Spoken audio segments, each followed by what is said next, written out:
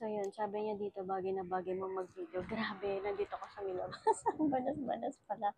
Okay, so in this video, magbibigay ako ng 2 tips para magamit nyo or ma-practice nyo para maging komportable kayo sa paggawa ng video. Tip number 1 is allow yourself to be a work in progress. So in anything new na gagawin natin, ang pinaka-effective way is allow ourselves to be in a work in progress. So instead of perfection, aim for progression.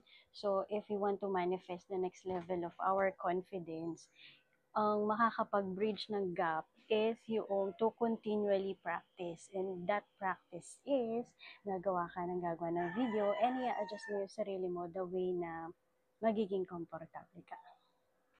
So, tapos yung tip number 2 is be yourself. So, di ba kapag meron tayong mga kaibigan at i-introduce natin yan sa bagong kaibigan, meron tayong mga ideas and thoughts na the best way to describe that person. And that applies to you.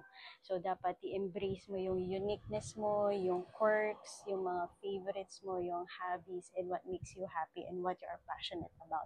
So, yun yung i-embrace mo and allow it to naturally show sa mga gagawin mong video. So, I hope this helps.